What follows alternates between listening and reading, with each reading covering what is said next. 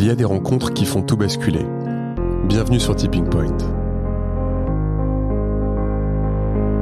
Nous sommes Lucie et Romain, entrepreneurs convaincus que les entreprises et ses leaders jouent un rôle déterminant dans la construction du monde de demain.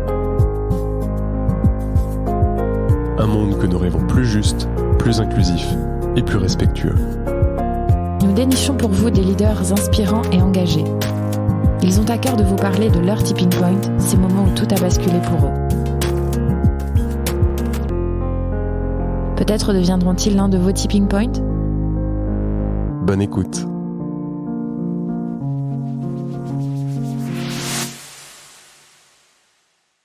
Bonjour Marion et bienvenue sur Tipping Point. Bonjour Lucie. Bonjour Romain. Bonjour Marion. Alors je crois que la philosophie divise. Pour certains, c'est un mauvais souvenir de terminale, quand pour d'autres, la discipline est absolument extraordinaire, ou en tout cas, ils sont tombés amoureux. Je fais partie de cette catégorie et il me semble que tu fais aussi partie de cette deuxième catégorie, Marion. En tout cas, ce qui est sûr, c'est que la philo ne laisse pas indifférent. On avait très envie d'enregistrer avec toi parce que tu n'es pas resté sur les bancs de la fac et tu relis depuis toujours philosophie et entreprise. Tu mets réellement la philo au service de l'action. Et je crois, mais tu vas nous en dire plus, que comme nous, tu es convaincu et tu le fais comme ça parce que tu es convaincu que les entreprises ont un rôle fondamental à jouer dans la construction du monde de demain. Alors avec mes mots, ce serait peut-être soutenir le libre arbitre, revenir au sens des mots pour agir de manière plus juste dans les organisations. Un peu ce que tu fais avec Théa, l'entreprise que tu as cofondée il y a 15 ans, si je dis un peu plus, un peu moins. Alors, c'est Thaé maintenant. Mais c'est intéressant, j'aurais peut-être l'occasion, Théa, parce alors que ça s'appelait Théa à l'origine, peut-être. Ah. Mais tu n'es pas la seule à inverser les deux voyelles. Et en fait, Théa, ça veut dire vision en grec. Donc, tu dois être attaché à une certaine forme de vision. Vous êtes visionnaires de toute façon tous les deux, donc je trouve le lapsus assez joli et cohérent compte tenu de ce que vous faites et de qui vous êtes. Ah, excellent. Donc, pardon pour ça. Thaé, cette belle entreprise. Et en plus, je suis allée sur le site en préparant notre rencontre d'aujourd'hui. Donc, tu vois, je l'ai même pas, je l'ai même pas vu, cette petite. Tu l'avais déjà imprimé. J'avais déjà imprimé Théa et pas Thaé. Donc, Thaé. Et donc avec tes mots, ce serait plutôt éviter les évidences, décrypter les dilemmes, questionner les silences, argumenter les impensés, sortir du prêt-à-penser. Je vais peut-être refaire l'intro à un moment. Non, on avec les bourdes partout. On garde. Plein de lapsus révélateurs. Bon, tu vas nous raconter tout ça. Est-ce que tu peux d'abord nous dire qui tu es, s'il te plaît, Marion ? Oui. Alors, c'est une question philosophique. Hein. Tu commences avec une question philosophique importante. Qui on est, la question de l'identité. Pas facile de se définir. Eh bien, je suis une jeune philosophe qui vit à Paris, qui est, comme tu l'as dit à l'instant, tombée dans la marmite de la philosophie très tôt, et probablement avant même de rencontrer la discipline en elle-même en terminale, parce que je pense que aussi loin que je me souvienne, la question du sens était importante pour moi. Voilà, depuis que je suis toute petite, je crois que je suis hantée par cette question du sens des choses, du sens de la vie. Et donc voilà. Après, j'en ai fait mon métier.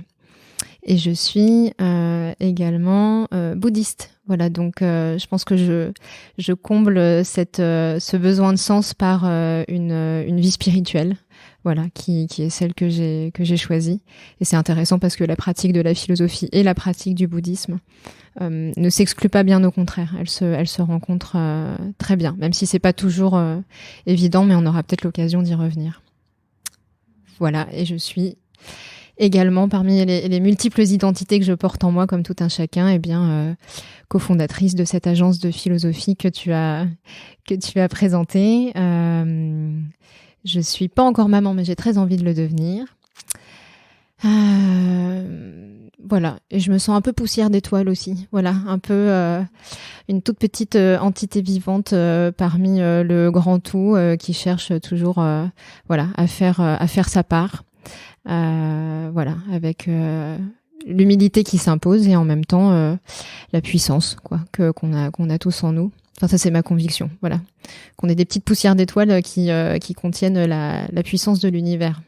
Donc on a de quoi faire, voilà, on en a sous la pédale, comme on dit. Voilà. Est-ce que tu peux nous dire peut-être un tout petit mot d'où tu viens, parce que à l'intérieur, tu viens de nommer plein de choses qui se rejoignent et à la fois qui sont assez, je sais pas comment dire, pas différentes, mais tu allies à la fois la philo, une discipline assez universitaire, avec le fait d'être entrepreneur. Tu choisis une orientation spirituelle vraiment par toi-même. La spiritualité, la foi, souvent on l'hérite quelque part de sa famille ou du milieu dans lequel on a grandi. Donc on voit d'où te vient, voilà, ce serait mieux dit comme ça, d'où te vient cette force de faire ces choix, d'allier des choses qui naturellement, qu'on pense pas naturellement à allier. Ouais, c'est une bonne question parce que c'est des questions que je me suis posées et je pense que alors d'abord le bouddhisme, effectivement, c'est mes parents le pratiquent depuis que je suis petite, mais ils m'ont laissé libre de le pratiquer ou pas, et c'est un choix que j'ai fait à 17 ans. Donc ça a été un de mes premiers points de bascule. 17 ans, à un âge où de grande souffrance, voilà, enfin comme c'est assez commun, voilà, l'adolescence c'est une période qui est pas facile. Et moi alors par contre j'étais très intéressée par toutes les spiritualités d'une manière générale. Donc je me suis intéressée au soufisme, au judaïsme puisque je suis aussi d'origine juive. Je me suis intéressée au christianisme évidemment. J'ai même voyagé avec des catholiques traditionalistes au Portugal. J'ai traversé le Portugal à pied avec un groupe de jeunes catholiques traditionalistes pour mieux comprendre, voilà, découvrir aussi leur foi, la pratique de leur foi. Donc je cherchais quelque chose et en réalité j'avais l'impression d'avoir la foi depuis que j'étais enfant, mais c'était une foi sans objet, quoi. C'est-à-dire c'était une foi qui trouvait pas de point d'atterrissage dans le monde réel. Donc voilà, j'ai cherché, j'ai choisi le bouddhisme. Alors bon, évidemment parce que c'était une spiritualité que je voyais pratiquer sous mes yeux depuis l'enfance, mais aussi par ma rencontre avec les textes. C'est-à-dire que les premiers enseignements, enfin les premiers textes bouddhiques que j'ai lus, je m'y suis totalement reconnue. Voilà, je trouvais que c'était d'une profondeur et d'une justesse absolument incroyable. Et donc, comme je souffrais beaucoup avec les souffrances d'une adolescente, voilà, je me suis dit, ça peut aussi fonctionner comme une thérapie. Alors testons, voilà. Donc, j'étais quelqu'un de très discipliné, et donc j'ai commencé, et puis j'ai jamais arrêté. Voilà, parce que ça m'a apporté tellement de choses. Je me suis ensuite engagée dans la communauté de l'école qui pratique ce bouddhisme. Donc voilà, ça m'a beaucoup aidée à grandir. Donc ça, c'est pour expliquer d'où me vient le bouddhisme et pourquoi ce choix. Voilà, grande sensibilité et grande souffrance à 17 ans. Et donc, faut imaginer cette jeune femme en quête de quelque chose qui la libère. En fait, je me sentais extrêmement prisonnière de mes souffrances, et de croyances que j'avais sur moi-même. Et je cherchais comment on se libère de ça quand on a 17 ans. Voilà, donc on a le choix. Il y a plein de choses qui s'offrent à nous aujourd'hui. On a de la chance. Il y a des techniques de développement personnel, il y a des psychothérapies, la psychanalyse, la sophrologie. Enfin, j'en passe. Voilà, on est dans une époque où il y a beaucoup de ressources qui sont disponibles. Mais pour moi, d'une certaine manière, tout ça ne répondait pas. Je cherchais quelque chose de très profond. Je pense j'étais probablement un peu mystique. Et donc, je cherchais plutôt du côté de la spiritualité. Et puis ça s'est assez bien marié avec la philosophie, qui est une discipline très rationnelle, par contre. Voilà, qui est, même si on traite en partie de la métaphysique, ça s'est bien marié parce que, comme je vous le disais, ça répond aux questions du sens de l'existence. Et donc voilà, et comme j'aime bien réfléchir, je suis très attachée au langage, au sens des mots, comme tu le disais. Et donc, voilà, c'est ces deux voies qui sont finalement que j'ai réussi à rendre très complémentaires. Et puis pour la casquette d'entrepreneur, alors ça c'est intéressant parce que ça a été un autre choix très important qui a commencé d'une certaine manière à l'université, parce que je me souviens très bien d'un moment en particulier où c'était la rentrée universitaire. Je m'étais inscrite en master de recherche et je me revois assise par terre dans une salle bondée de monde pour suivre le séminaire d'un grand ponte de la philosophie. On était à la Sorbonne Paris 1. Pourtant un homme que j'appréciais beaucoup par ailleurs, mais je me revois assise à essayer de commencer à prendre les notes de ce séminaire qui débute et incapable de le faire. Et là, saisie d'une angoisse, quoi, de me dire mais qu'est-ce que je fais là? Alors que la philosophie, c'était ma vie. Enfin, je veux dire, voilà, j'avais été très alignée jusqu'à présent, et là, tout à coup, une angoisse. Et je le nomme parce que, en fait, ça m'est arrivé plusieurs fois dans ma vie que l'angoisse soit le signe, soit une messagère très importante de quelque chose qui n'allait pas. Et donc, voilà, je me souviens de ce moment d'angoisse où je me suis dit, je suis plus à ma place. Je l'avais été jusqu'à présent, je suis plus à ma place. Et donc, je me suis dit, voilà, je me suis mis en quête de qu'est-ce qui serait plus juste. Et là, j'ai compris que j'avais besoin de travailler sur des sujets moins théoriques que ce que j'avais fait jusqu'à présent. Et donc, ça m'a permis à ce moment-là de m'orienter vers ce qu'on appelle l'éthique de l'environnement. Donc, j'ai commencé à travailler sur des questions écologiques avec un master de recherche. Mais ça a été le premier tournant intérieur où je me suis dit « Ah, donc je suis quelqu'un qui a besoin de philosopher sur des sujets d'actualité, ou en tout cas sur des sujets qui ont des implications pratiques pour la société dans laquelle je vis. Je peux plus juste spéculer sur des penseurs ou des idées qui ne sont pas utiles au monde d'aujourd'hui. » Voilà. Mais je peux vous raconter la suite un peu plus tard, parce que ça, c'était la première corde qui a bougé intérieurement, et je pensais pas que ça allait me mener là où je suis aujourd'hui, mais clairement, ça a commencé à ce moment-là. Donc, je me suis dit, ah, voilà, l'entre-soi académique sur des penseurs qui se parlent entre eux et qui la plupart du temps se comprennent entre eux, mais se rendent inintelligibles au reste du monde, parce que c'est quand même la réalité globalement dans les universités. Vous allez dans un colloque, vous allez dans un colloque aujourd'hui. Je préjuge pas de votre intelligence, mais aujourd'hui, quiconque n'est pas dans ce milieu-là, vous allez à un colloque d'universitaire aujourd'hui, vous comprenez strictement rien. Oui, et je pense que c'est peut-être aussi pour ça que pour beaucoup, malgré tout, la philo en terminale, ça reste un souvenir qui est difficile en fait, parce que, et non pas que la philo ne soit pas intéressant ou ne puisse pas apporter, mais peut-être que la manière, alors je sais pas aujourd'hui comment s'enseigner, mais moi je pense que on était 3 à apprécier ça. Je sais pas qu'est-ce qui moi m'a fait vibrer dans ce qui était donné dans ces cours de philo là, et je pense que c'était peut-être aussi une recherche de sens, ou le pouvoir des mots qui m'a toujours tu vois, vraiment percuté, mais bien souvent c'était très peu ancré, tu vois, et même dès tout petit, on a l'impression que c'est une discipline assez inaccessible pour les privilégiés, pour des gens extrêmement intelligents, et les autres n'y ont pas accès. Tout à fait. C'est caricatural, mais c'est quand même encore beaucoup ça, hein. Ouais, alors moi je me souviens, parce que moi j'étais pas du tout éveillé en terminale, et donc pas du tout éveillé à la philosophie, même si très en quête de sens. Moi, le regard que j'avais sur la philosophie, c'était un prof qui venait, qui avait un programme à dérouler et qui cochait des cases. On doit parler du temps, on coche. On doit parler du pouvoir, on coche. Et c'était, moi c'est ça moi j'avais une résonance qui était quand même assez faible. Ouais, alors c'est intéressant que tu parles d'éveil, t'as dit j'étais pas particulièrement éveillée parce que, alors moi je trouve ça désolant en fait, l'état de l'enseignement d'une manière générale, mais de la philosophie en particulier, puisqu'évidemment je me sens très concernée.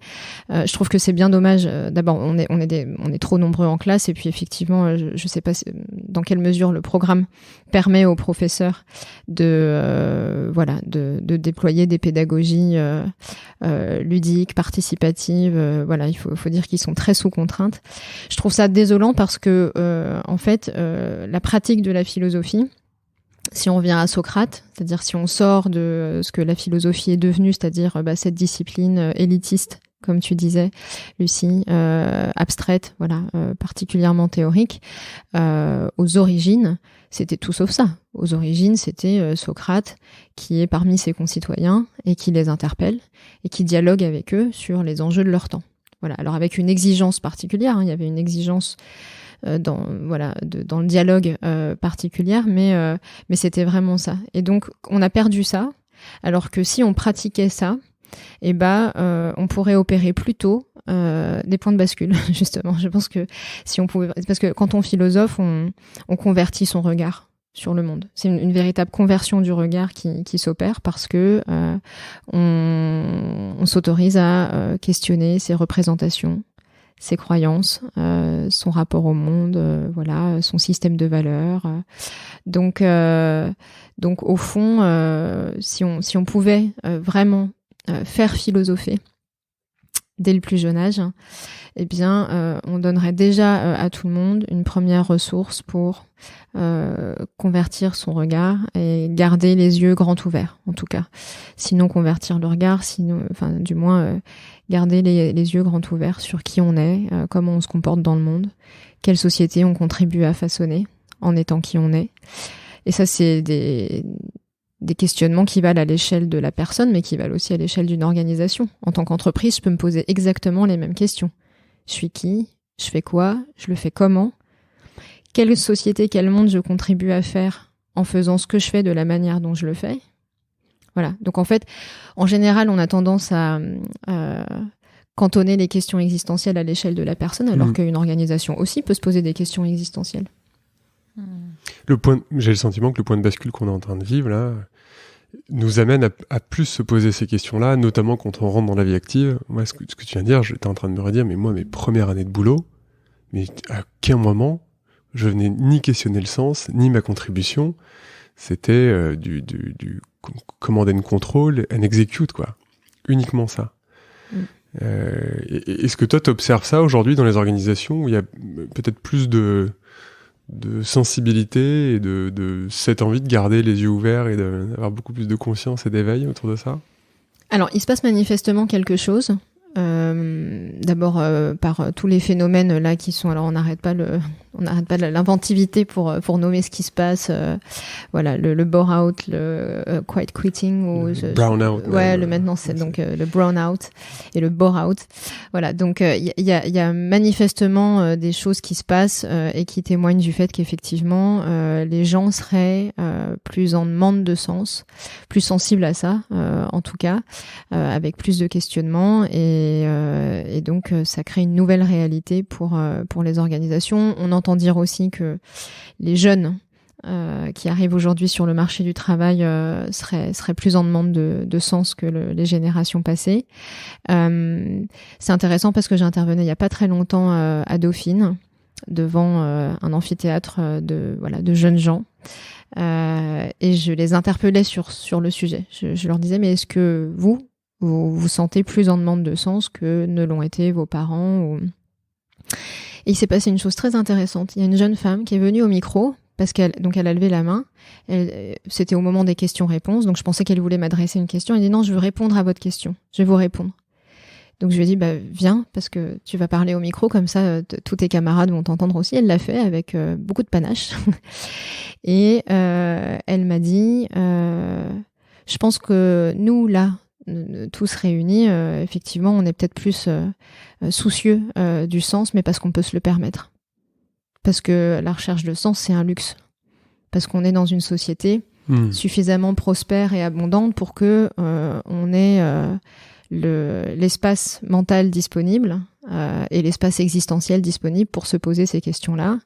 Vous allez voir les Ouïghours ou même pas si loin, dans des pays ou des communautés où la vie est beaucoup plus difficile, ou dans les pays en guerre. La question du sens au travail, et j'ai trouvé ça intéressant comme remarque, comme recul en fait sur le sujet. Et je me suis dit tiens, elle m'a fait partir avec une interrogation. Est-ce qu'effectivement notre besoin de sens varie à proportion de la prospérité de nos sociétés? Vous voyez ? Et donc, est-ce que c'est un symptôme ? Est-ce que ce besoin de sens, c'est un symptôme du fait qu'on est dans une société qui a tout ? Et du coup, il y a une espèce de... On a tout et pourtant. Et pourtant. Ah, c'est intéressant. Quand tu fais donc donc tu repars après, tu fais pas ce master de recherche, tu fais éthique et environnement, c'est ça ? Alors, en fait, je change. J'ai fait un premier master de recherche en phénoménologie, qui est un courant de philosophie de la perception, qui s'interroge justement sur comment la conscience se rapporte au monde. Et le premier moment de bascule que je vous ai raconté, c'était pour passer en master de recherche, toujours en éthique de l'environnement. Mais après ça, donc j'étais toujours dans ma filière recherche, et je me dis, il y a encore un truc qui m'a pas, ça gratte. Et donc j'étais encore tenaillée par cette petite chose qui avait commencé l'année précédente, assise par terre. J'étais encore tenaillée par c'est pas encore suffisamment appliqué et pratique. J'ai besoin de vivre une philosophie encore plus appliquée et pratique. Donc c'est là où j'ai arrêté la recherche et où j'ai eu la chance de faire un master qui s'appelle le master ETIRES, éthique. Alors moi je dis c'est éthique appliquée aux organisations. Voilà, toujours à la Sorbonne, que Lucie connaît d'ailleurs, parce qu'on a fait partie du jury la dernière fois. Et puis j'ai eu la chance donc de faire ce master on était la première promotion. C'était vraiment expérimental. Dans un univers universitaire et une discipline où vous imaginez bien que quand on fait pas de la recherche en philosophie et qu'on prétend faire autre chose que de la recherche, on est un renégat, voilà, on est un vendu au capital. Clairement, hein. Enfin, je veux dire, il faut se dire que les philosophes, disons les plus puritains, nous regardaient de haut en nous disant en fait c'est plus de la philosophie que vous faites, voilà, c'est autre chose, vous faites autre chose, mais vous faites plus de la philosophie, voilà.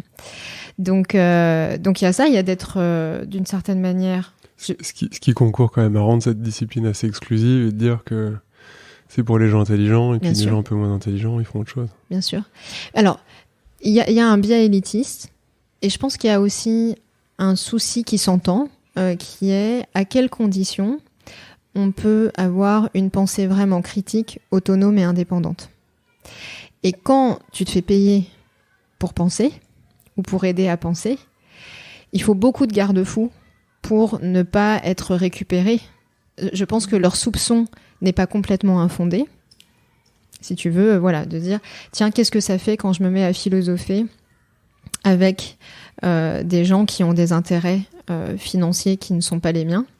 Voilà, qu'est-ce que ça fait quand la pensée se met au contact de quelque chose dont la finalité n'est pas la pensée. C'est-à-dire les entreprises, leur finalité, c'est pas de philosopher. Et donc je pense que leur souci, leur préoccupation est fondée en fait. Ils se demandent comment faire en sorte d'avoir une pensée qui soit pas corrompue par les intérêts de l'entreprise. Voilà. Et donc de pouvoir vraiment faire l'expérience d'une pensée la plus libre possible, la plus critique au sens constructif du terme. Et le fait est que là où ils ont raison, c'est que moi ça fait 10 ans que je fais ça et je vous raconterai comment, très volontiers. C'est très compliqué quand on est dans une organisation de pouvoir exercer une pensée librement critique. C'est très compliqué. Et juste, je fais un micro détour parce que moi, j'ai eu la chance du coup d'observer ce que ça faisait, pour le raconter en 2 minutes. On a eu la chance d'assister à la restitution de groupes d'étudiants en philosophie dans ce master-là cette année, au mois de juin. qui avait travaillé et qui était venu interroger 3 problématiques de 3 entreprises différentes qui n'avaient pas eu la restitution. Donc, ces chefs d'entreprise ou personnes qui avaient mené le projet avaient la restitution en même temps que nous, spectateurs. Et les étudiants étant dans leur master malgré tout cette liberté de dire avait poussé la réflexion de fond en comble, et on a vu à quel point ça venait chercher de manière très forte, parfois émotionnelle, ces patrons qui entendaient, se voyaient dire des choses qui, par la pensée, le sens des mots, toute la réflexion qui avait été conduite venait vraiment interroger les modèles, la manière de faire. Et en fait, quand eux se raccrochaient à en pratique, ok, tu me dis tout ça, mais en pratique, qu'est-ce que je peux faire pour faire différemment? Tu viens critiquer de manière constructive, mais ce qui est fait ou ce qui se passe, mais tu n'apportes pas de solution. On a vu à quel point les deux mondes se parlaient de manière assez difficile. Il y a des vrais ponts et ça fait réfléchir, mais c'était pas forcément toujours extrêmement fluide. Donc, j'imagine bien que quand tu es à l'intérieur d'une organisation, pouvoir avoir ce type de réflexion et le pousser comme ça a été le cas là, tout en disant j'ai quand même mon patron qui attend des résultats, qui a besoin après qu'on en fasse quelque chose pour que ça génère du profit ou une meilleure efficacité d'équipe, etc., doit mettre la pression sur la personne qui réfléchit de manière un peu certaine. Ouais, tout à fait. Alors, il y a plein de choses intéressantes dans ce que tu partages là, Lucie. Il y a le fait que, d'abord, c'est ce que disait Romain tout à l'heure. On a aussi encore tout un tas de collaborateurs qui se posent pas 1 milliard de questions. Enfin, je veux dire, oui, on a un nombre certain de personnes qui s'interrogent et qui osent. Voilà, libérer un peu la parole, remettre en question, faire prendre position. Mais enfin, on a aussi encore un nombre important de collaborateurs et de managers qui ne le font pas, parce qu'en fait, ils sont pris dans l'action, dans le système, et donc il n'y a pas cet espace de pensée disponible. Voilà, et ils sont sous pression, et donc ils agissent pas comme des automates, mais enfin parfois pas loin. Ça, c'est une première chose. La deuxième chose, c'est que effectivement, quand tu fais partie de ces esprits dans une organisation, de ces esprits qui questionnent, qui a une forte exigence de sens, il faut que tu t'autorises à questionner. Il faut que tu trouves les moyens de le faire de manière constructive, parce que la plupart du temps, ça peut être reçu comme un jugement. C'est ça qui est difficile et qu'on a vu ressortir un petit peu au jury du master, c'est que de jeunes philosophes qui arrivent sans aucune expérience de l'entreprise et qui disent alors nous, du haut de nos idées très brillantes, et vraiment avec des choses tout à fait fondées, on vient vous dire que ça va pas. On peut comprendre qu'en face, le message ne soit pas toujours bien reçu. Donc, il y a un enjeu de compréhension mutuelle. Tu l'as dit très justement. Les philosophes et les entreprises ne parlent pas la même langue à l'origine. Et donc, il faut apprendre à se parler. Il faut apprendre à se comprendre, et puis chercher ensemble qu'est-ce qu'on peut s'apporter mutuellement. Et donc, je pense, et moi c'est ce que j'essaye de faire depuis 10 ans au sein de l'agence TAE, donc de part et d'autre faire preuve d'humilité. En tant que philosophe, se dire que les organisations ont quelque chose d'important à nous apprendre, qui est le pragmatisme, au sens philosophique du terme, puisque le pragmatisme, c'est alors ça, peu de personnes le savent, mais c'est une école philosophique qui vient des États-Unis, le pragmatisme. Donc quand on dit à quelqu'un t'es pragmatique, ou quand on revendique une forme de pragmatisme, en fait sans le savoir, on se revendique d'une école philosophique qui vient des États-Unis. Voilà, au XXe siècle. William James, un des grands représentants de cette école, on lui attribue cette citation qui résume bien, disons, le parti pris de cette école, qui est « Une idée n'est pas vraie ou fausse, elle est ou non utile ». Donc, ce qui fait la véracité ou la validité d'une idée, c'est son effet sur le réel. Est-ce qu'elle produit quelque chose d'attendu, de positif, voilà.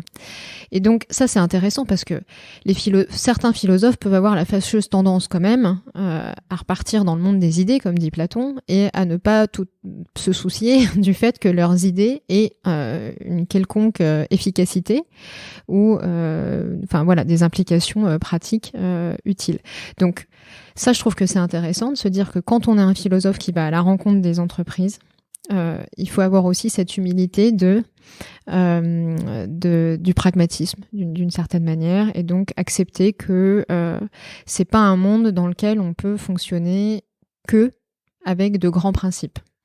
Voilà, de grandes idées. Voilà, il y a aussi un principe de réalité. On vient se confronter à un autre principe qui est très important, qui est le principe de réalité.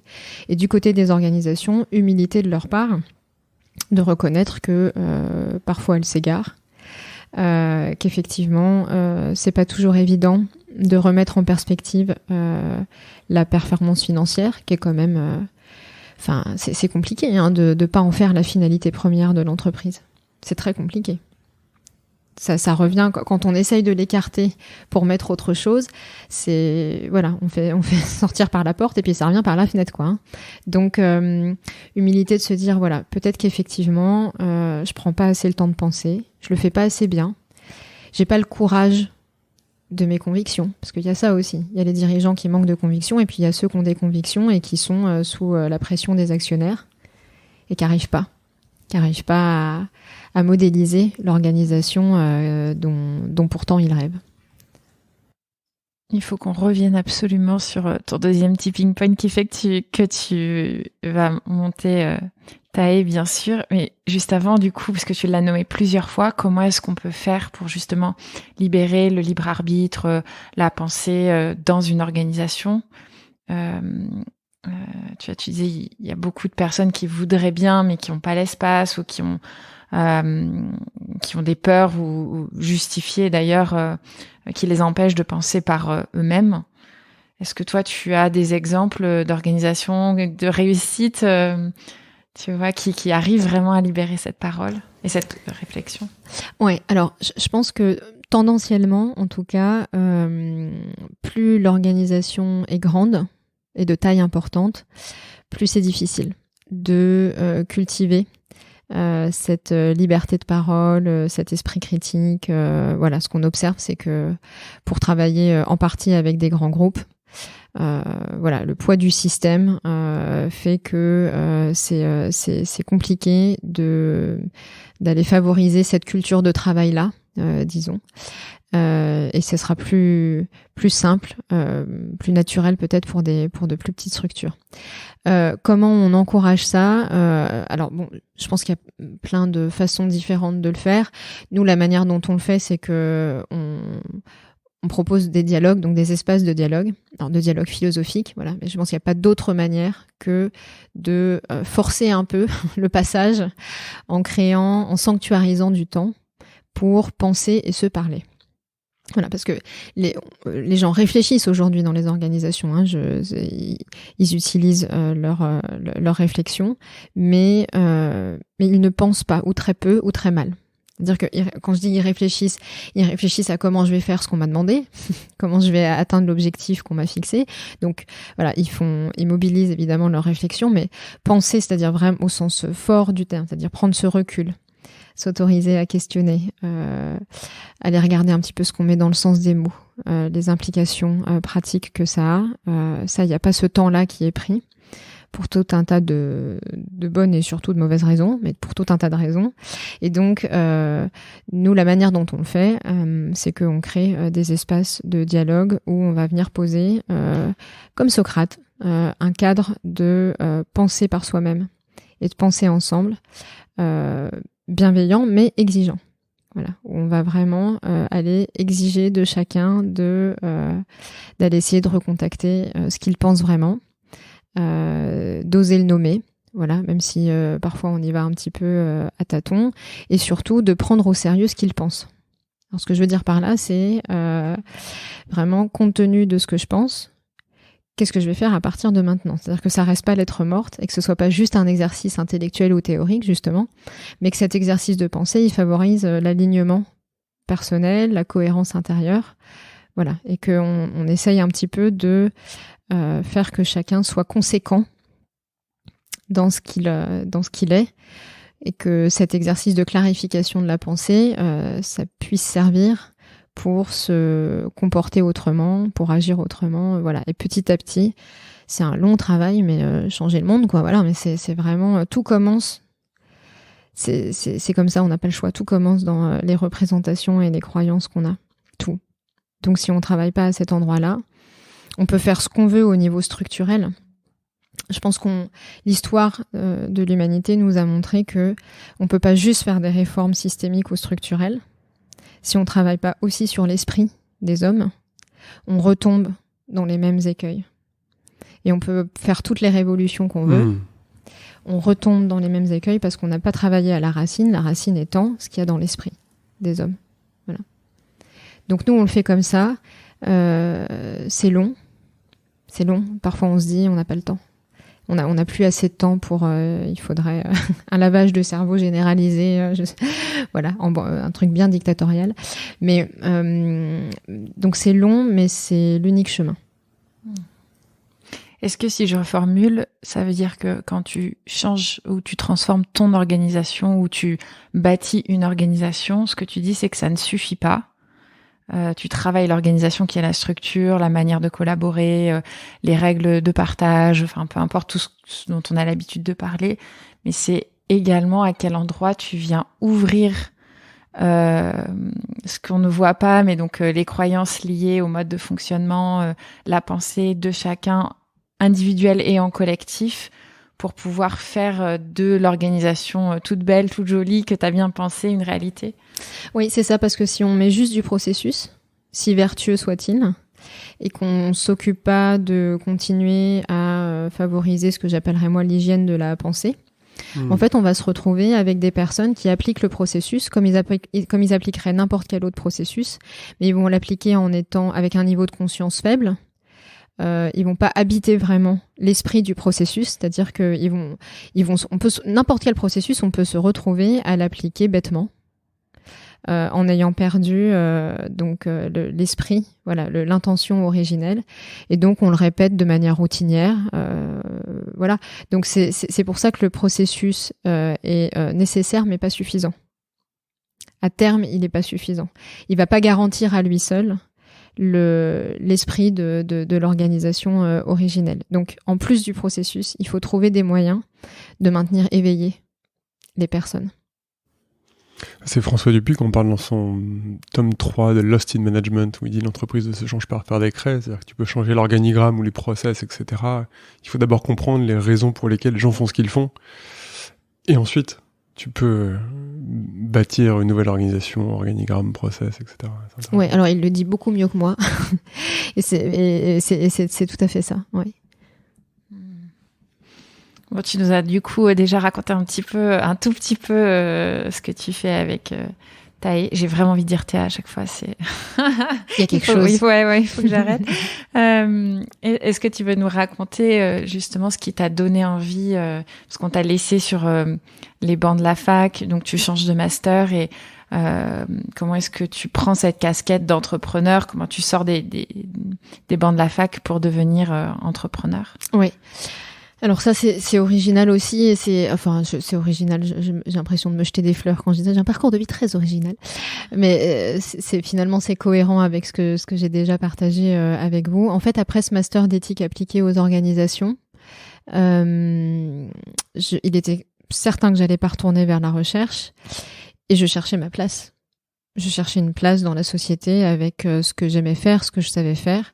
Mais alors quoi? Parce que quand on est une toute jeune philosophe qui normalement se destinait à l'enseignement, mais qu'on se dit je veux pas enseigner, je veux pas retourner dans la recherche, qu'est-ce que je vais faire? Comment je vais me mettre au service du monde et de la société? Et en fait, je me souviens très clairement de me retrouver avec un certain nombre de camarades de promotion à ce moment-là on se dit, on va pas partir chacun de son côté, on va être complètement perdu, englouti par le monde, faisons quelque chose ensemble. Bon, alors très bien, on se met autour de la table, on essaye de réfléchir à qu'est-ce qu'on pourrait faire, cette bande de jeunes philosophes, qu'est-ce qu'on pourrait faire. Et très vite, je sens que je suis pas alignée avec ce qui est en train de se passer parce que mes camarades, pour des raisons qui leur appartenaient à l'époque, s'orientaient plutôt vers quelque chose d'associatif, voilà. Et moi, je sentais qu'il y avait quelque chose en moi, et je découvre un peu surprise qu'il y a une fibre entrepreneur qui pousse. Il y a une petite pousse ça pousse vers l'entrepreneuriat très fort. Et je me dis, au fond, moi, je crois que c'est pas une association que je veux, c'est autre chose. Parce que j'ai vraiment envie de pouvoir gagner ma vie en philosophant et en faisant philosopher. Et si possible, que ce soit pas, ça se paie pas du prix d'une précarité importante, quoi. Voilà. Je voulais essayer de pas avoir à faire le choix entre ma passion et mon salaire, voilà, pour pas dire ma survie, parce que c'était pas mon cas. J'ai eu la chance d'être j'habitais encore chez mes parents à l'époque, donc j'avais pas de stress financier à ce moment-là. Et en fait, mon autre point de bascule très important, il s'est passé en méditant, évidemment. Enfin, évidemment pour moi, c'est de toute évidence pour moi, mais au cours d'une méditation où je cherche activement, intérieurement et vraiment intentionnellement quelle est ma mission. Voilà. Où est-ce que je dois être? Où est-ce que je vais pouvoir être utile? En faisant quoi?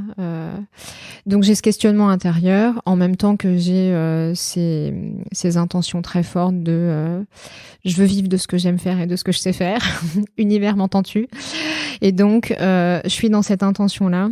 Et là, il y a quelque chose qui apparaît de très clair. Je me dis, en fait, je me suis dit d'abord à moi-même, si tu veux recontacter ça profondément, parce qu'en fait je savais que la réponse était en moi, hein, mais simplement il fallait que j'arrive à entendre.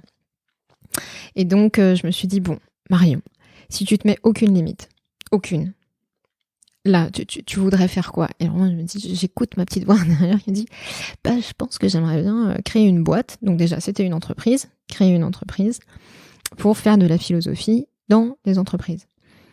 Donc je me retrouve avec ça. Et je me dis, alors ça m'enthousiasme énormément, mais j'ai 26 ans, je suis seule, je n'ai aucune expérience des organisations, zéro. Ma planète d'origine, c'est, comme je vous le disais, la recherche universitaire. Donc il me manque plein de compétences, je n'ai pas de réseau, enfin je pars de, je sais pas, c'est moins que zéro, quoi, hein, voilà. Et j'ai des parents dont les professions font que j'ai une maman qui est orthoptiste, donc une profession libérale dans le paramédical, un papa qui vient de se reconvertir à la massothérapie, donc c'est pas eux qui vont me mettre le pied à l'étrier non plus. Voilà. Et donc je me retrouve avec ça, avec cette réponse qui vient de ma vie très profonde, où je me dis, donc en fait la réponse c'est qu'il faut que je crée mon métier. Il faut que je crée ma boîte et que je crée mon métier, parce que faire de la philosophie dans les entreprises, à peu près personne ne fait aujourd'hui. Et j'ai nulle part où l'apprendre. C'est-à-dire qu'il n'y a pas de cursus où tu peux venir te former en tant que philosophe à faire de la philosophie dans les entreprises. Il faut inventer une manière de faire. Et donc là, je me dis très bien. Et je continue, soutenue par une méditation active et intensive, à me dire, donc il va falloir que je reçoive l'aide nécessaire. Si c'est vraiment ça ma mission de vie, je devrais pouvoir recevoir l'aide nécessaire. Et l'aide nécessaire, c'était que d'abord j'ai senti que je pouvais pas et je voulais pas le faire seule. Voilà. Et donc je me suis dit, alors là maintenant il manque plus que l'associé parfait ou parfaite. J'intuitais une femme. Et quelques semaines après, ça a été extrêmement rapide. Et ça, c'est une expérience vraiment forte, parce que je pense que ça peut être donné à tout à chacun de l'expérimenter. Quand son désir profond rencontre ce dont le monde a besoin, on a l'impression que l'univers se met en branle, c'est-à-dire conspire à notre réussite. C'est incroyable.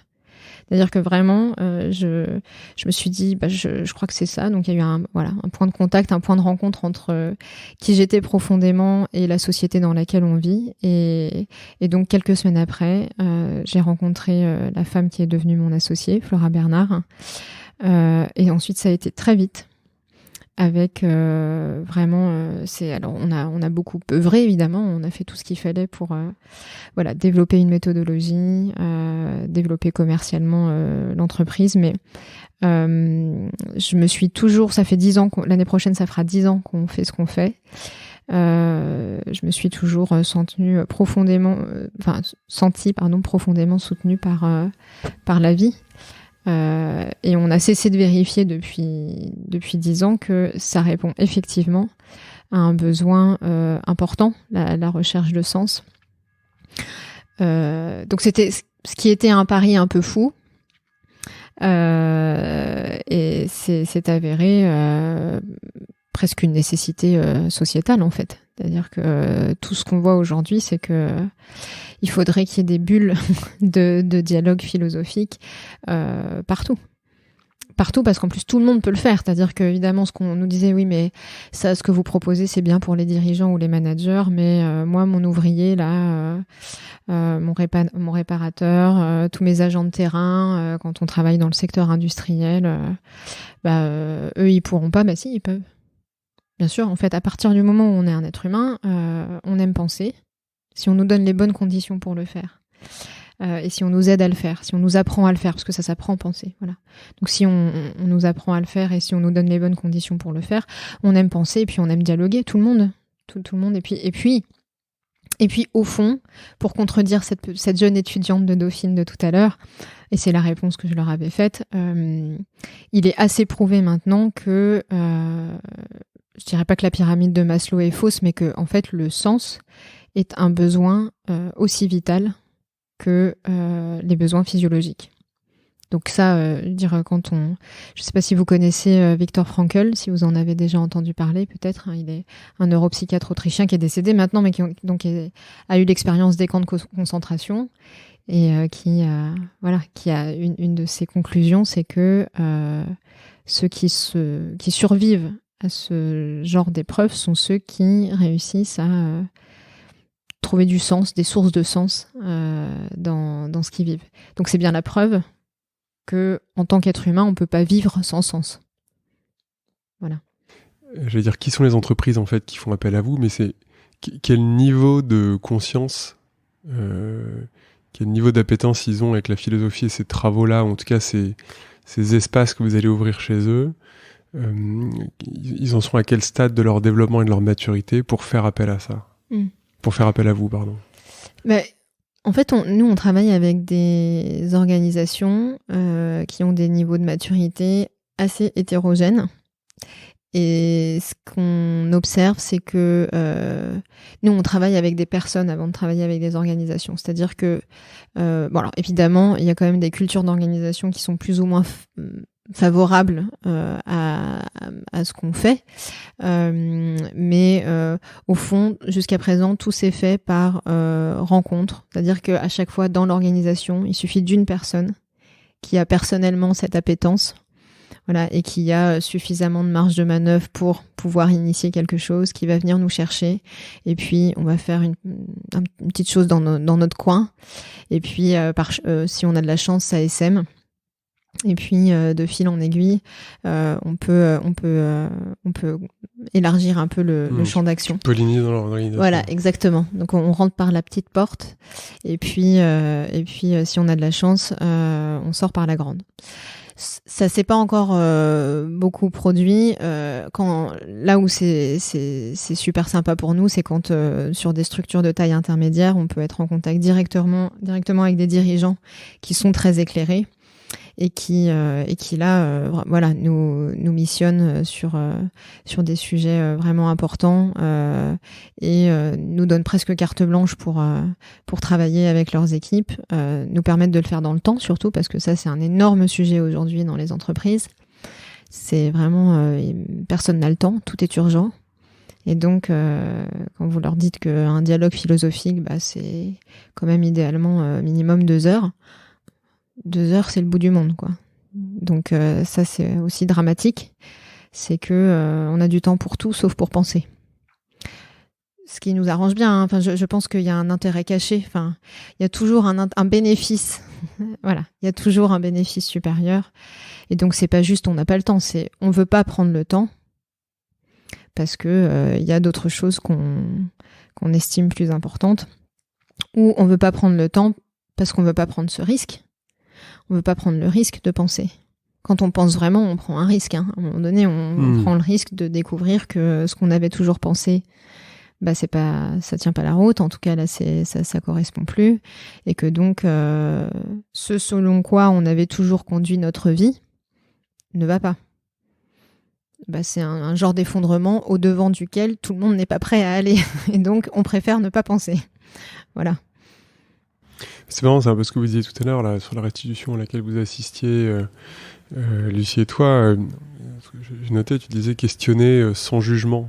Comment on fait aujourd'hui pour questionner sans jugement? Est-ce que tu as un tips, là, un takeaway à nous donner pour justement accompagner les collaborateurs qui veulent un moment questionner leurs organisations sans avoir l'impression d'être une voix dissidente ou un paria ou une personne qui est uniquement dans la critique? Ouais.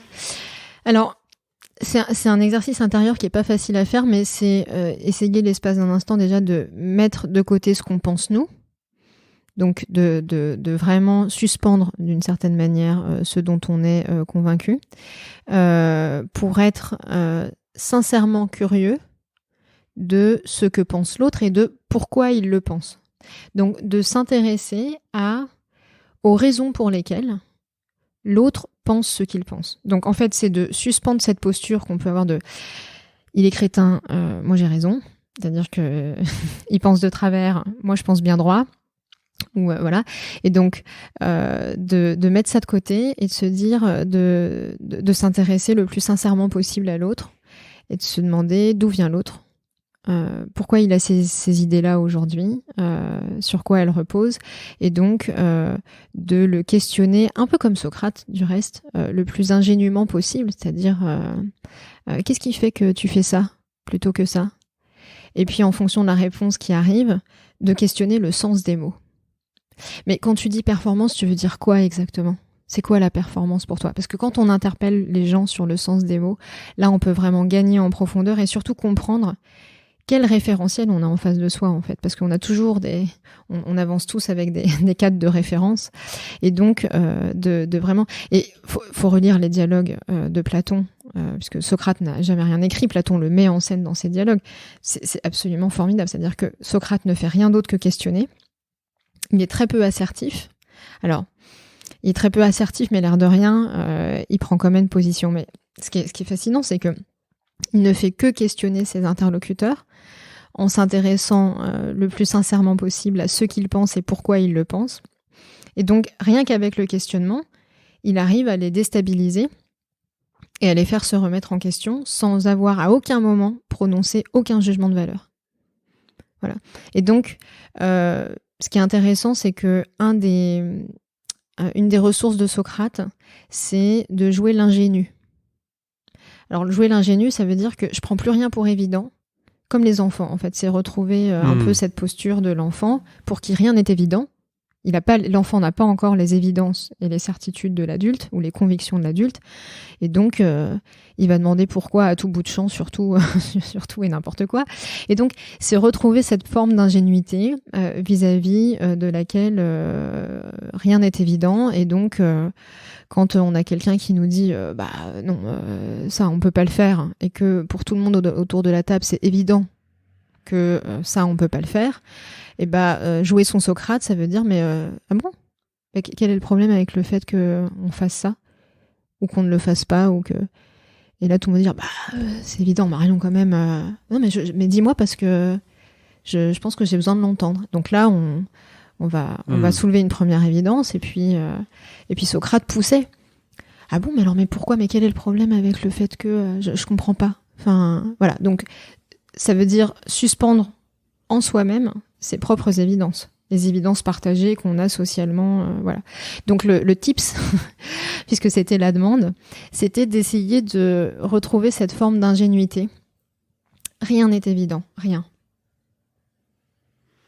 Et donc tu passes en fait d'une posture de l'avoir à une posture de l'être, avoir raison et être au contact de l'autre, comme tu disais, curieux, être à l'écoute, être aussi dans l'instant présent.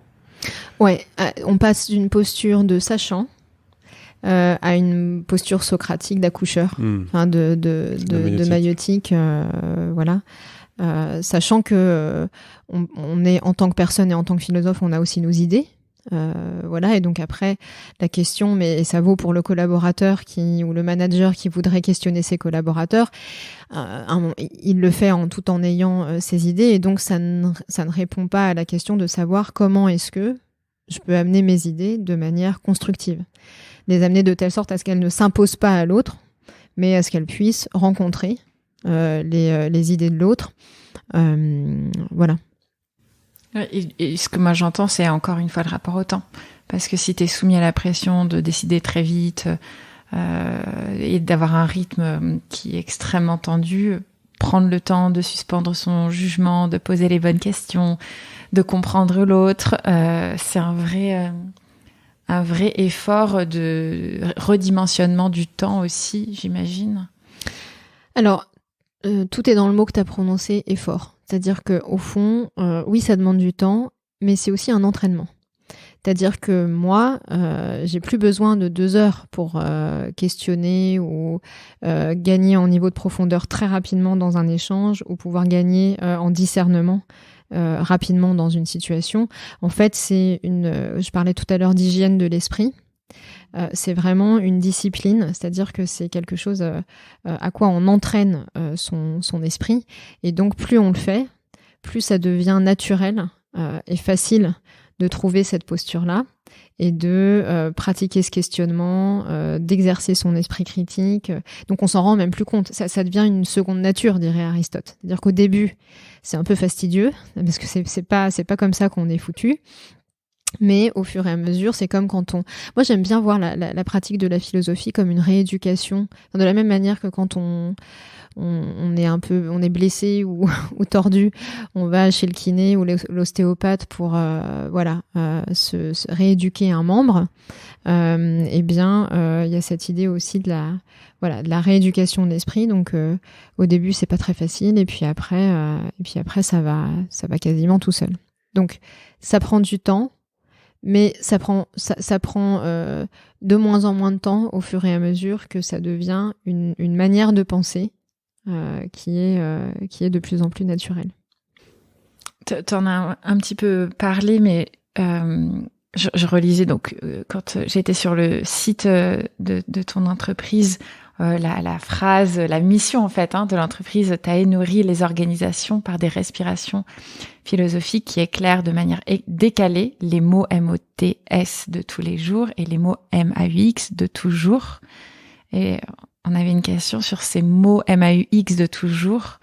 En écrivant cette mission, quels sont-ils pour toi, pour vous, toutes les deux, et peut-être quels sont les sujets, s'il y en a, sur lesquels aujourd'hui tu interviens le plus dans les entreprises, qui pourraient éclairer le fait que c'est vraiment tu vois, les mots MAUX dont les entreprises sont victimes ou ont besoin quelque part.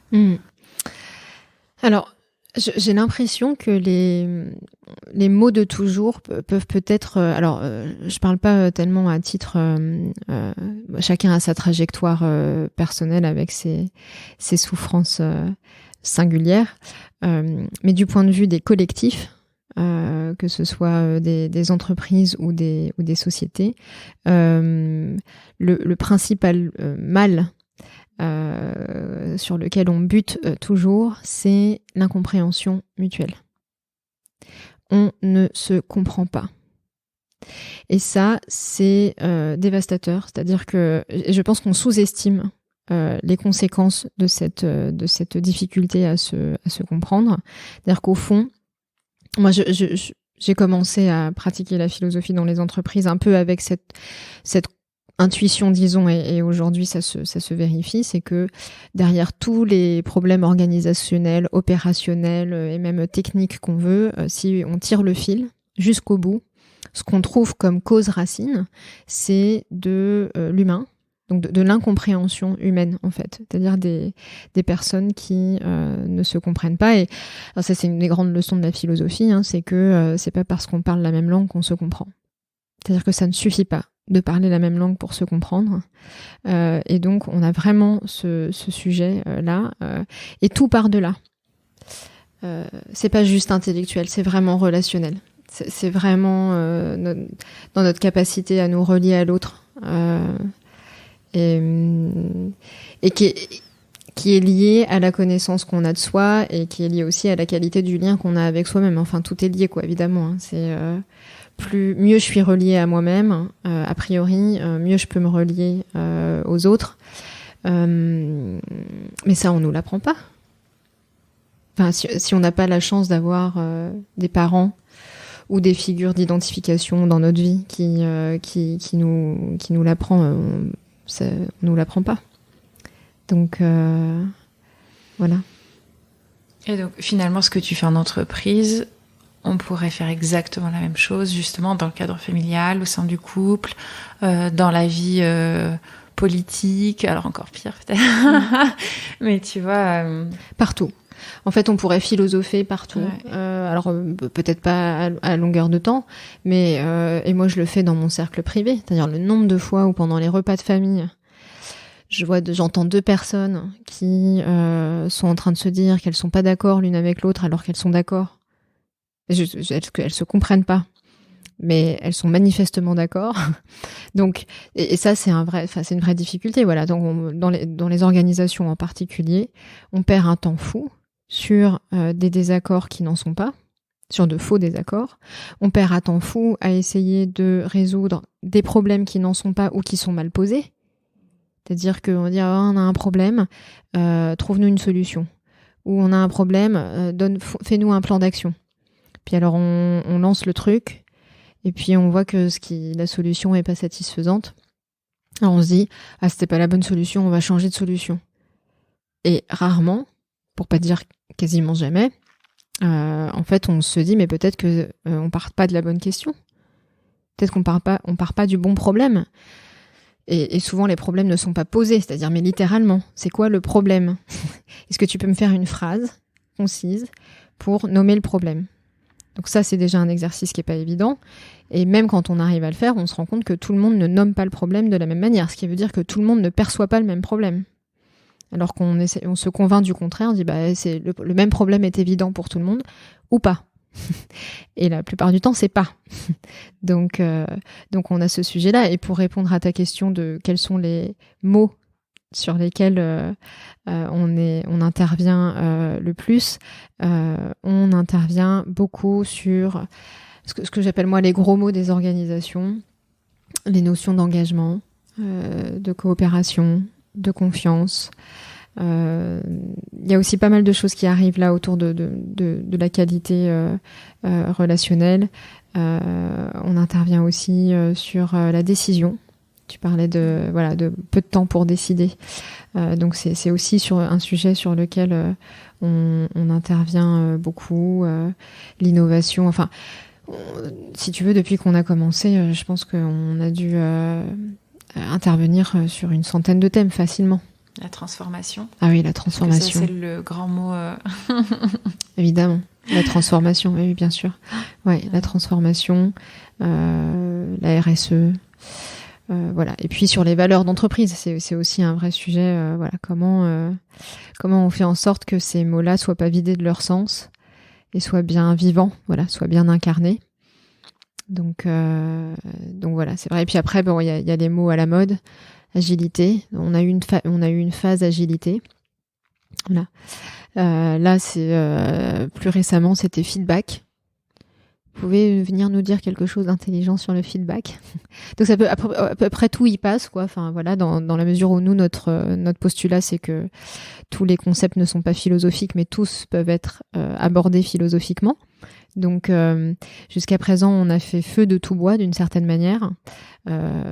Et puis là, compte tenu de ce qui se passe, c'est-à-dire vraiment compte tenu de l'état du monde, on se dit que il faut qu'on se recentre un peu sur l'essentiel, c'est-à-dire que il y a quand même urgence à traiter certains sujets plutôt que d'autres, et donc d'aider nos clients à discerner, à faire un peu la part des choses, et voilà, à se dire il y a des sujets qui sont quand même plus importants que d'autres, et donc nous on a envie de se repositionner là plus particulièrement sur certains enjeux, et de peut-être traiter moins volontiers d'autres enjeux qui nous semblent un peu périphériques compte tenu de l'actualité. C'est marrant quand tu parles de ton activité, moi ça me donne le sentiment que, alors pas tous tes clients, mais on a vraiment tout essayé, le consultant en orga, le consultant en transfo, l'intelligence collective, la culture, les séminaires participatifs, les machins, etc. En fait, il n'y a rien qui marche. Et en fait, le truc un peu extrême, c'est de dire, on va aller chercher dans la philo et les mots. Et en fait, là, on y voit une espèce de... Moi, je vois quand même un peu la lumière au fond du tunnel, quoi. C'était la grosse galère. Et là, enfin, avec la philo, en fait, on revient à l'essentiel, à l'alignement. C'est un peu ça que ça me donne comme sentiment quand tu le décris. Est-ce que toi, tu l'observes aussi chez des clients qui sont passés par tout ça et qui se disent, on a tout essayé, donc on va essayer la philo maintenant. On n'a plus rien à perdre. Ouais, c'est ça. Il reste plus que ça. On voulait pas, mais bon, il reste plus que ça. Ouais, alors, on a fait tous les outils possibles. La philo. Voilà. Ah, merde, ça marche. Alors, c'est intéressant parce que ce sentiment que tu décris de finalement, c'est la dernière chose qu'on n'avait pas essayé, et c'est puissant. Ce sentiment de puissance, ou cet étonnement devant la puissance de quelque chose qui est assez simple. Enfin, je veux dire. Penser ensemble et juste essayer de recréer une qualité de dialogue et de réflexivité, c'est pas, enfin, je veux dire, nous, on n'arrive pas avec des outils très sophistiqués et des processus super élaborés, voilà. Et donc, on retrouve cet étonnement-là de la puissance du processus. Et là où je te rejoins, c'est que la plupart de nos clients ont déjà essayé tout un tas de choses, mais je suis pas certaine qu'ils viennent à la philosophie en se disant c'est notre dernière carte. Si ça marche pas, parce que je suis pas certaine qu'ils fassent le constat que ce qu'ils ont fait jusqu'à présent ne marche pas. Et c'est peut-être le drame, c'est que en fait c'est normal pour tout le monde de multiplier les initiatives, d'aller chercher le nouveau truc à la mode. Enfin, je veux dire, il y a tous les ans, enfin si c'est pas tous les ans, de nouvelles méthodes, de nouveaux process à expérimenter. Et donc, les organisations sont des consommateurs comme les autres. Elles consomment des méthodes ou des consultants ou des approches. Et donc, je sais pas, je serais pas étonnée en tout cas que pour un certain nombre de nos clients, on soit juste la énième approche à tester. Chouette, c'est nouveau, parce que nous, on a des managers, parce que ça, on nous l'a déjà dit. Bon alors, faites un truc vraiment haut niveau, parce que nous, ils ont déjà tout vu. Ils sont un peu blasés, parce qu'ils ont déjà tout eu en termes de, de team building, d'agilité, de créativité. Ils ont tout, et pourtant... Voilà, et pourtant, il faut continuer à les nourrir. Et pourtant, ce qui devrait changer ne change pas. Donc voilà. Mais donc j'ai l'impression que c'est normal pour les organisations qu'elles sont habituées, si tu veux, à consommer. Du module, de la capsule, de la formation bien ramassée, du codev. Elles sont consommatrices de ça. Et je sais pas si elles sont vraiment à la recherche de la solution miracle. Et si on apparaît comme ça à leurs yeux, j'aimerais bien, mais j'en doute. Est-ce que tu as des exemples ou des cas où vraiment, tu vois, la démarche était t'es sincère au-delà d'une énième consommation de quelque chose de nouveau et d'un effet waouh recherché. Tu vois, où vraiment, du coup, ta mission a pu être portée réellement pour faire progresser une organisation ou contribuer en tout cas au bien-être et à l'émancipation intellectuelle des collaborateurs. Alors, c'est une très bonne question. Et en fait, je pense que ce qu'on fait à peu près partout où on passe laisse une trace dans l'esprit des participants. Donc, à l'échelle individuelle, il se passe toujours quelque chose d'intéressant.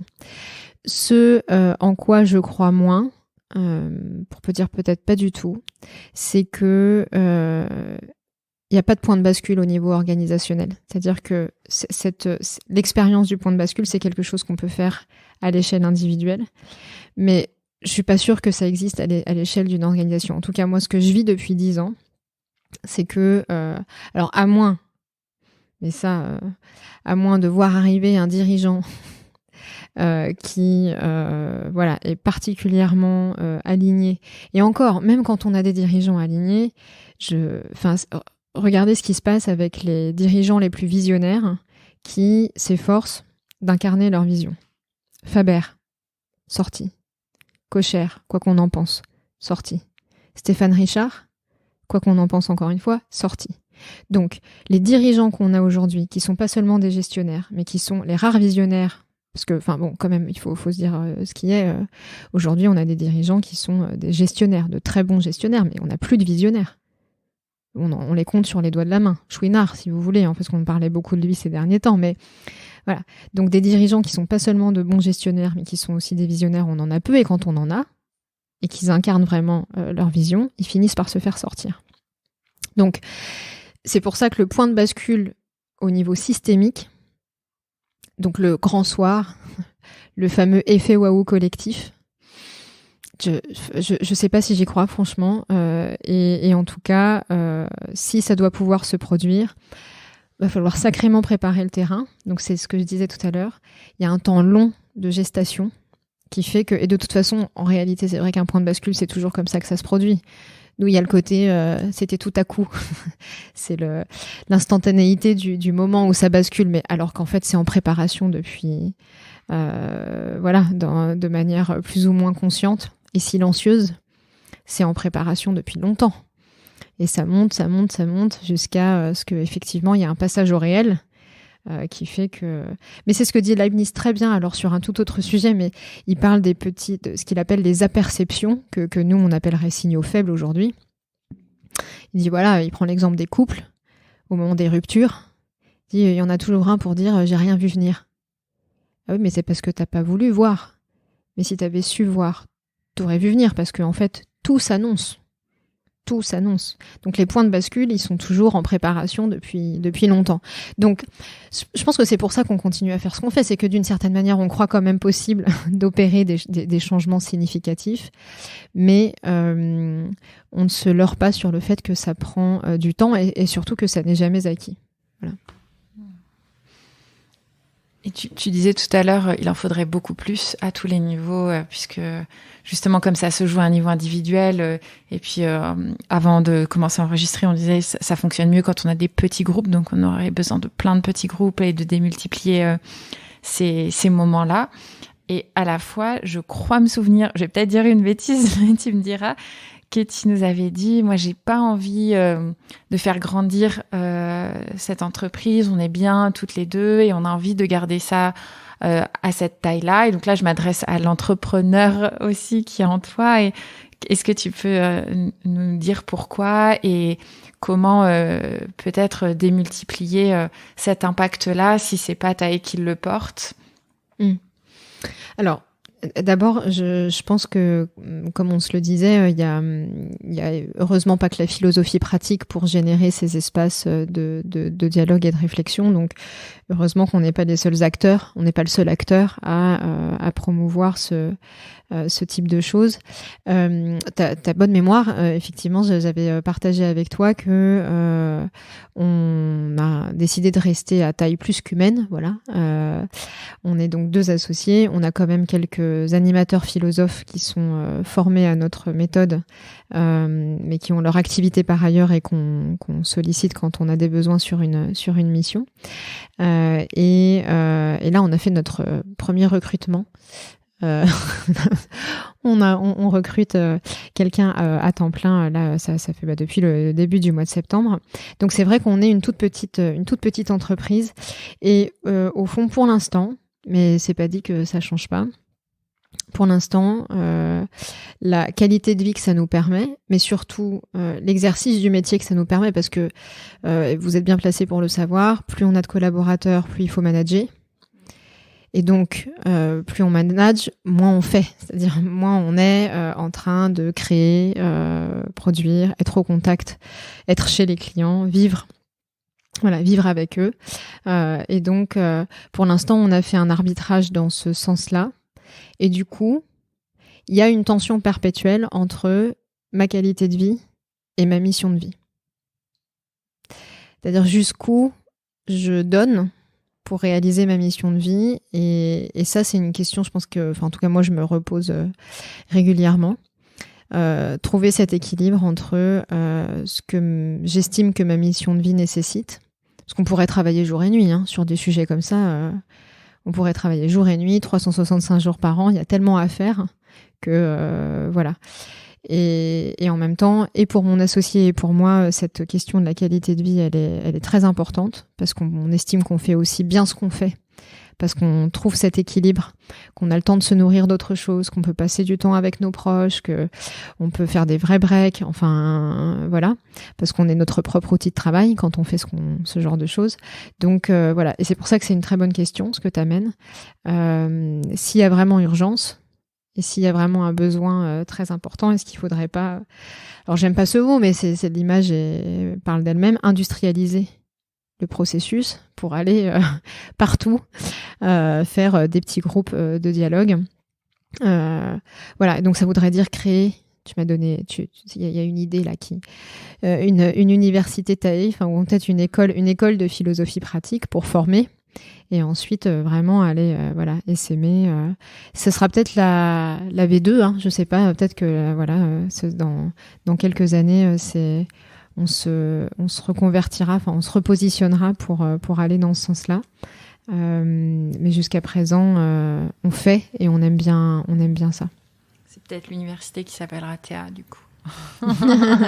En Qui complément sait. à Tae. Qui sait, exactement. Ah, c'était ça depuis le début. C'était ça, tu vois. C'était elle qui était là avec nous et qui disait ça. Je voudrais exister. Ouais. Si on peut me nommer. Ouais. Marion, est-ce que tu as des livres à nous conseiller pour nous relier à la philo ?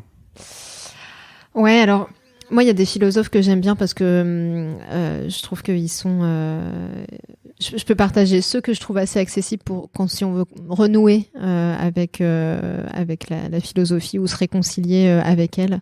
On a quand même la chance d'avoir quelques philosophes qui sont moi je trouve assez accessibles. Alain par exemple, Propos sur le bonheur. C'est super, c'est hyper accessible, c'est très complet. Alors il est accessible parce qu'il était prof, il a tout simplement été prof, donc il fallait alors prof pas à l'université, professeur en lycée si ma mémoire est bonne. Donc Alain, Propos sur le bonheur, c'est très bien pour commencer. Il y a aussi chez Bergson Henri Bergson, des choses absolument magnifiques. Il y a un recueil de différentes interventions qu'il a faites qui s'appelle L'énergie spirituelle. Bergson, c'est d'une puissance, c'est absolument, ça reste révolutionnaire pour moi aujourd'hui. L'énergie spirituelle. Et puis après il y a des philosophes contemporains qui sont Edgar Morin, vous connaissez évidemment, mais là je suis en train de lire un tout petit livre qui s'appelle Enseigner à vivre. C'est du Morin, donc c'est génial parce que c'est vraiment juste et accessible. Voilà. Et sinon, alors ça c'est pour ceux qui seraient préoccupés de questionnements écologiques. On a la chance d'avoir Baptiste Morisot, qui est philosophe et pisteur de loups, et qui écrit des choses et qui a une très belle plume. Et là aussi, c'est hyper accessible. Et il a son dernier livre, là, par exemple, que je lisais justement cet été, et que je ne peux que recommander. C'est Manière d'être vivant. Voilà, c'est beau, manière d'être vivant. Donc, il explore les différentes manières d'être vivant. Donc, ça nous réinterroge sur notre manière à nous d'être vivant. Donc, ça, c'est superbe aussi. Voilà. Super. Et je crois que toi, tu en as écrit un aussi, hein, sur la prise de décision. Ouais, alors j'aurais pas osé le recommander. Mais du coup, c'est moi qui le nomme. Exactement, sur la prise de décision qu'on a coécrit avec Flora Bernard, mon associée. Comme ça faisait plusieurs années qu'on travaillait sur le sujet et qu'on était déjà en contact avec Duno, la maison d'édition, c'est venu comme ça de pouvoir effectivement rassembler un petit peu toute la connaissance et l'expertise d'une certaine manière qu'on avait accumulée. Et donc on travaille le sujet de la prise de décision éclairée par la philosophie. Comment la philosophie peut venir nous aider à éclairer notre prise de décision. Qu'est-ce qu'elle a à nous dire de nouveau ou de différent des neurosciences ou des sciences de gestion, parce que la prise de décision, c'est un sujet qui est déjà pas mal exploré, mais qui n'avait jamais vraiment été exploré du point de vue de la philosophie. Et donc là, on retrace à travers 9 chapitres les différents enjeux associés à la prise de décision, avec un focus particulier sur les enjeux éthiques. L'éthique, c'est aussi un sujet sur lequel on travaille beaucoup. La posture éthique, les ressources éthiques. Et donc, et ça aussi, c'est vrai que c'est un vrai enjeu global aujourd'hui, parce que les organisations sont de plus en plus exposées. Enfin, on leur demande de plus en plus de rendre des comptes. Donc, il y a ce sujet de comment on fait pour qu'il y ait une vraie vie éthique dans les organisations, et pas juste des discours de façade, mais qu'on puisse encore une fois faire en sorte que des valeurs soient véritablement incarnées et soient de vrais guides pour l'action. Une question qu'on aime bien: avec une baguette magique, tu fais quoi si on te la donne là? Avec une baguette magique,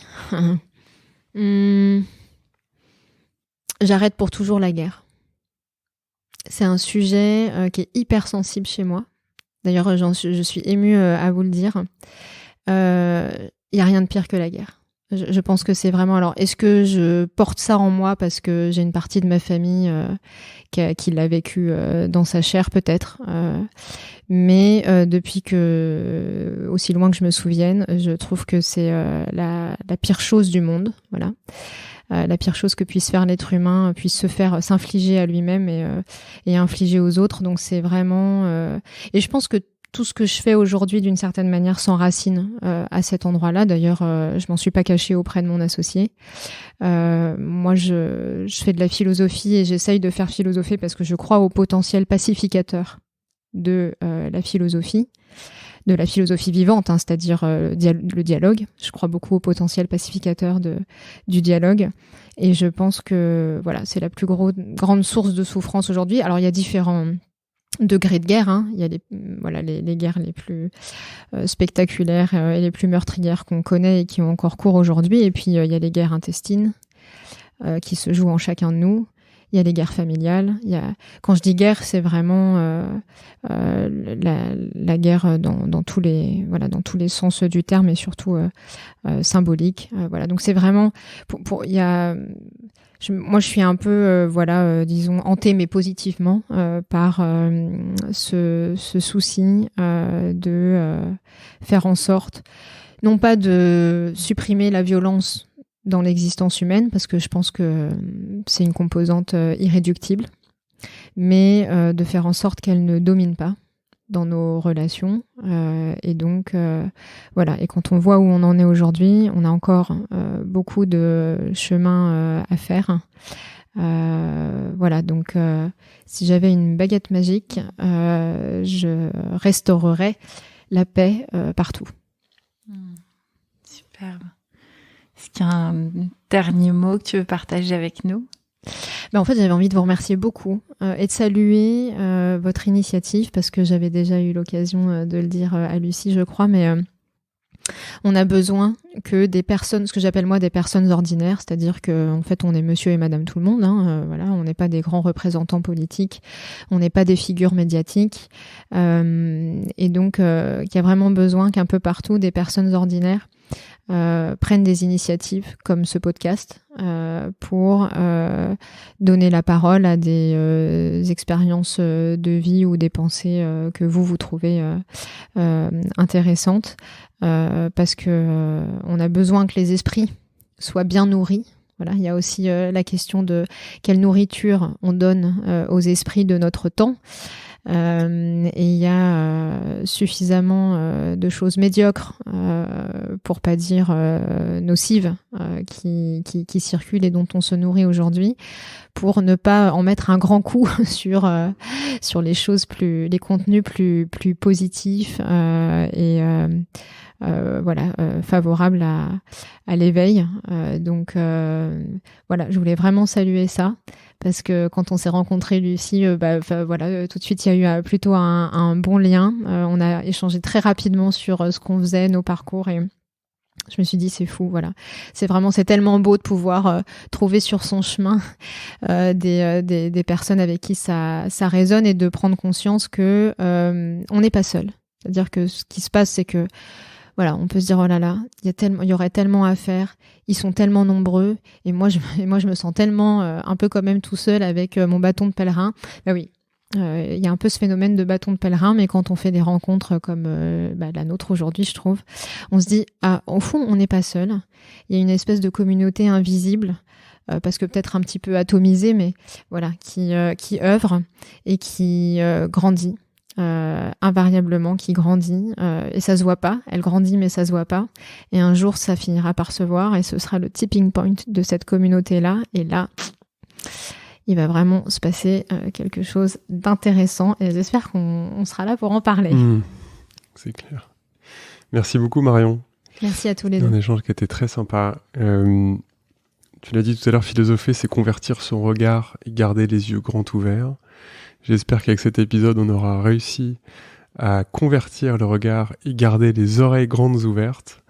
C'était vraiment top. Et puis, on l'a entendu, tu nous l'as dit, la philosophie va aussi nous permettre de répondre aux enjeux de compréhension mutuelle, apprendre à se parler, apprendre à se comprendre, se questionner sincèrement, être curieux de l'autre, questionner le sens des mots, l'enjeu d'alignement personnel, l'enjeu de l'intentionnalité forte aussi.